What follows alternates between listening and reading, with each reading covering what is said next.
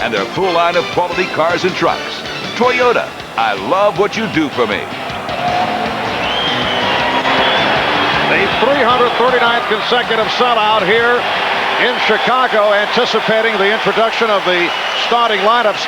Right now, though, for more on the Scottie Pippen scenario, let's go to Ahmad Rashad. Ahmad? All right, thanks, Mark. Well, most people think that the Pippen situation would have a negative effect in the Bulls locker room.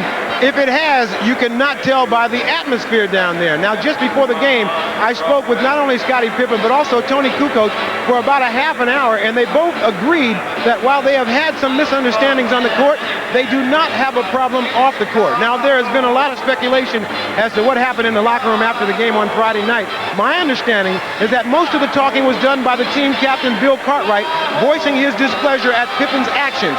Now, when I asked Scottie about it, he said he was sorry for his decision not to play, but he said he made his plea to the team. He apologized. They're the most important people in this, and they had accepted his apology, and now it's time to get all that stuff behind them, move forward, and try to go out and win a basketball game. Marv? Thank you, Ahmad. And in a moment, it'll be intriguing to check out the crowd reaction when Scottie Pippen is introduced, and we are set for the introduction of the starting lineups. Let's go to the voice of the Chicago Bulls on the public address here at Chicago Stadium, Ray Clay. Good afternoon, ladies and gentlemen. The Chicago Bulls welcome the world's greatest fans to the Chicago Stadium. Today's game is between the New York Knicks and your Chicago Bulls. Now for today's lineup. First for the visiting New York Knickerbockers. At forward, from Virginia Union, 6'9", Charles Oakley. A 6'10" forward from Pittsburgh, Charles Smith. At center, 7 foot from Georgetown, Patrick Ewing.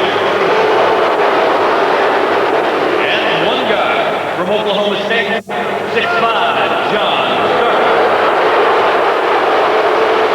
And the other guard, 6'2", from UNLV, Greg Anthony. The New York Knicks are coached by Dan Riley, assisted by Dick Harder, Jeff Van Gundy. The trainer, Mike Saunders.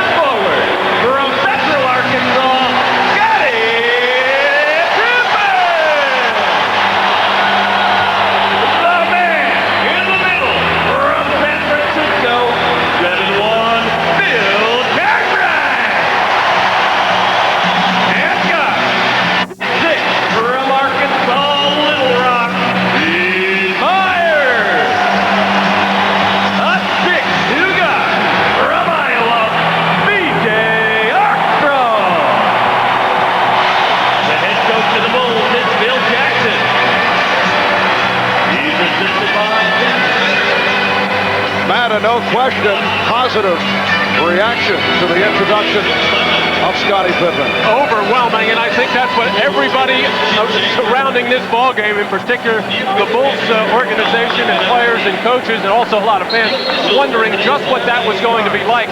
It's been said many times that the fans here in Chicago are a very forgiving group. They may be forgiving temporarily. I don't think they'll ever forget that incident, but I think they're more concerned with what's going to happen today in this upcoming ball game and how long this series is going. But that's still going to linger in a lot of people's minds. In effect, like the fans are unified, not looking to stir things up to confuse the issue. Meanwhile, a twist in the Knicks starting lineup. Pat Riley making some changes. Anthony Bonner will not start. Charles Smith starting at forward alongside Charles Oakley. And John Starks in the starting lineup in the absence of the suspended Derek Harper. The thought was it would be Greg Anthony, but in talking with Pat prior to the game, he's very concerned about the sluggish offensive start. The Knicks have been forced to come from behind in furious fourth quarter rallies over the first 3 games. That also the pattern in the previous series against the Nets. So he is looking for more spark. Check that. Greg Anthony in the starting lineup. Hubert Davis will come off the bench. So Davis and Bonner not starting. It is Anthony with Starks in the backcourt. Smith up front, along with Oakley and Ewing. And the officials, Jake O'Donnell, Ron Garrison, and Bennett Salvador.